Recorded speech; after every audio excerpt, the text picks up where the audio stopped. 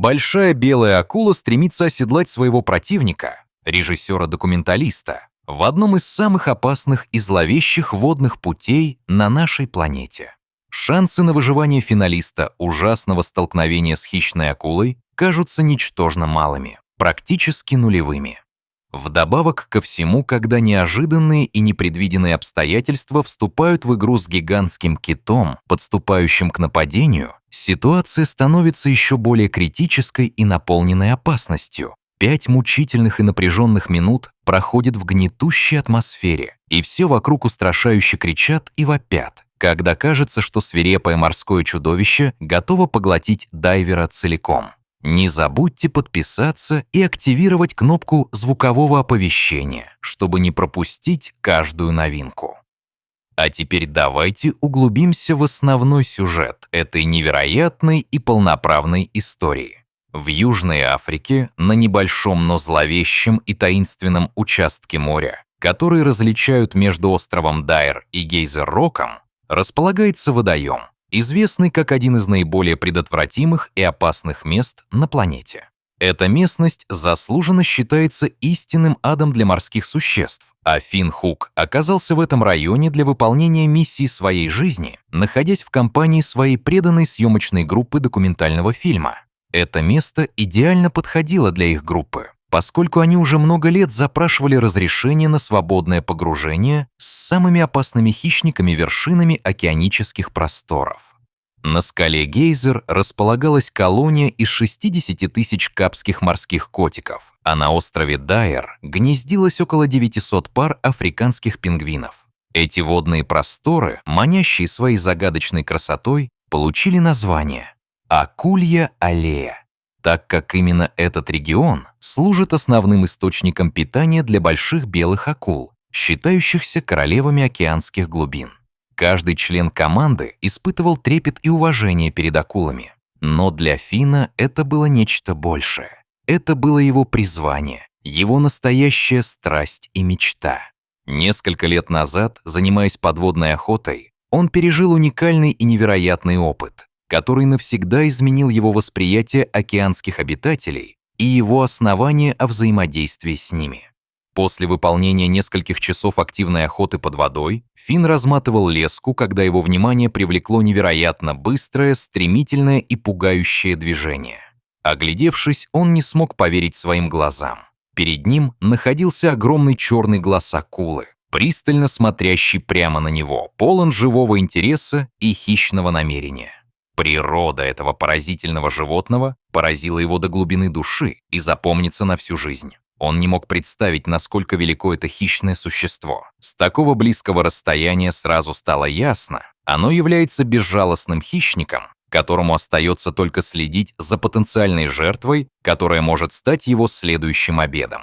После того, как Финн пришел в себя и вернул себе контроль над ситуацией, он оказался лицом к лицу с мощной акулой. Она подлетела к нему слишком близко, и в порыве инстинктивного страха он отшатнулся. Зубы акулы сжались вокруг его подводного ружья, и время на миг остановилось, когда Финн пришел в ужас от того, что видит перед собой. Однако, несмотря на нарастающую панику, он быстро обрел самообладание и сосредоточенность. Умело выхватив ружье из пасти акулы, он смело ударил ее в глаз, советуя пережить саму суть страха. Когда акула наконец уплыла, оставив Финна в шоке и ужасающем состоянии, он прошел через это испытание с незабываемой историей выживания, ползущей глубоко в сознании, и новым восхищением этим удивительным видом — большими белыми акулами, которые за всю тысячелетнюю историю океана считались самым страшным морским хищником. После этого невероятного дня, полного морских приключений и неизведанных страхов, у Финна возникло желание делиться своими переживаниями с миром, чтобы привлечь внимание к этим завораживающим существам, о которых так мало людей по-настоящему знают. Он начал снимать документальные фильмы, обрекая свою жизнь на риск каждый раз, когда погружался хотя бы в воду с камерой в руках. Несмотря на этот риск, он считал это малой ценой для реализации своих высоких амбиций, и, наконец, его команда сидела в раскачивающейся лодке на Акульей аллее, полные волнения и ожидания. Изначально они наблюдали за спокойной поверхностью, но были готовы к погружению, готовясь к захватывающему процессу взаимодействия с морскими чудовищами. Они искали знаки присутствия высших хищников – чайки, ныряющие в воду за рыбой, или мелкие рыбешки, плавающие близко к поверхности. Сегодня было особенно тихо, как будто само море замерло в ожидании чего-то необычного.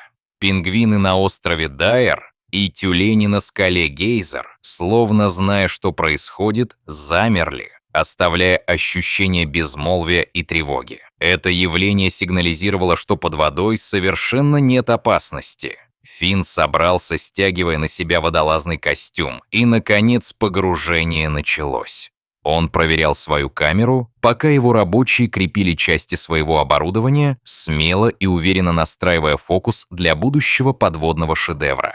Как только они перевернули борт своей лодки, под водой воцарилась жуткая тишина, в которой даже слышно было биение сердца. Видимость не превышала 3 метров, и лишь изредка вскользь за поверхностью воды могли быть заметны всплески тюленя или пингвина, что нарушало стороннюю жизнь в этой безмолвной бездне. Финн заметил нечто необычное, наблюдая за игривыми движениями тюленя. По поверхности воды проплыли несколько огромных силуэтов. Сначала он решил, что это касатки. Вокруг 2 островов охотились 2 касатки, как будто со стороны с левого и правого борта, забирая их жертвы в пасть. Эти свирепые хищники демонстрировали силу агрессии, так как охотились на больших белых акул. В этой области действительно было много больших белых акул, однако данный мощный дуэт пробудил у них страх и беспокойство, словно облако над бездной. Финн, не сводя взгляд с возникших теней, начал обживаться в мысли, что отсутствие хищных акул вокруг может объясняться их присутствием, и это стало причиной тревоги его сознания. Однако крупные фигуры двигались не так, как касатки, и это говорило о многом, став признаком грозящей опасности. На протяжении долгих минут, сосредоточив лучи своего внимания на объекте, он перевернулся на спину и, вглядываясь в темные глубины, осознал, что это на самом деле была группа южных правых китов. Вооружившись знанием о мире океана, он сразу заметил, что детеныши были расположены в центре защитного круга, созданного более взрослыми животными. Финн почувствовал, как тревога нарастает внутри него. Они явно защищались от неминуемой угрозы.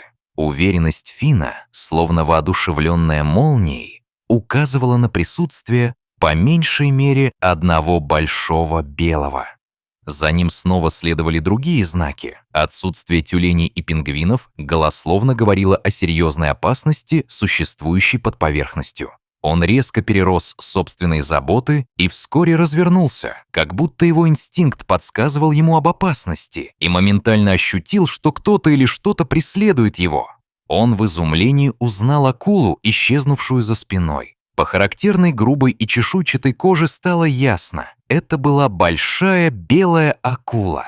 Сердце Финна заколотилось в паническом ритме, когда он осознал, что эти темные воды выбрали его, чтобы стать следующей жертвой. Его мысли метались, пытаясь понять, что ждет его в будущем. Огромная белая акула готовилась к нападению, и в воздухе витала густая атмосфера неизбежного страха.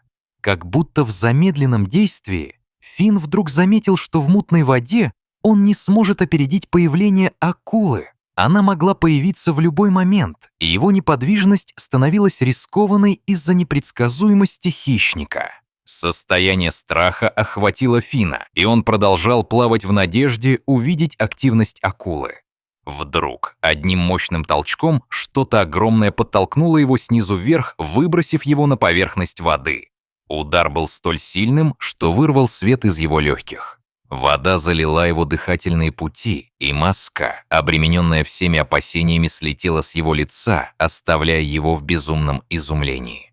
На мгновение Финн принял это за конец своего существования, и уже не имея возможности дышать, он, задыхаясь, вынырнул на поверхность, пытаясь закричать о помощи и обращая свое внимание на потенциальное спасение.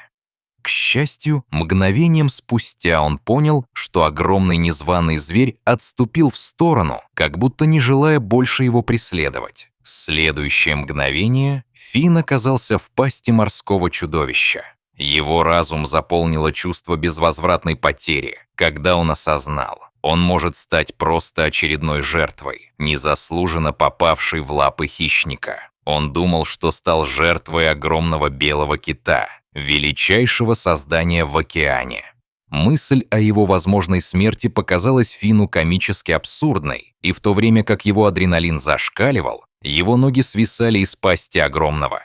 И в то время как он ощущал полное безразличие к своей судьбе, чувство тревоги утихало, поддаваясь нарастающему пониманию.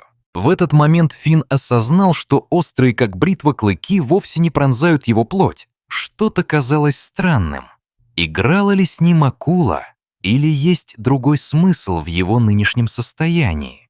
Его мысли путались, напоминая клубок, и он не знал, что ожидать от этой ситуации, оставалось только надеяться, что это быстро завершится. Но потом появилась искра надежды. Вспомнив, что он может дышать, Финн разомкнул губы, и вместо воды его легкие наполнил свежий воздух. Открыв глаза, он заметил, что остальные члены команды, стоя на ближайшей шлюпке, орали от ужаса и беспокойства, когда его окружение стало более четким и ясным. Словно не ожидая, таинственная сила коллективного ужаса понимала, что следовало делать, и весь мир вокруг пестрел паникой. Резиновая лодка мчалась на полной скорости прямо к нему. Финн понимал, что чудовище, напавшее на него, отступило, но готовилось ли оно вернуться? Несомненно, он не осознавал в тот момент, что существо, напавшее на него, действительно отступало. Однако лодка приближалась с каждой секундой, словно срываясь с крутого склона. Когда она, казалось, достигла его после вечности ожидания, команда вытащила его из воды, как тряпичную куклу, бережно и быстро. И за этим последовали крики несчастья и облегчения. Следующее, что они рассказали ему, повергло его в шок и недоумение. Команда наблюдала за тем, как Финн терроризировал подводную стаю южных правых китов. В тот самый момент, когда они заметили готовящееся нападение, они увидели огромное белое существо еще до того, как оно коснулось его.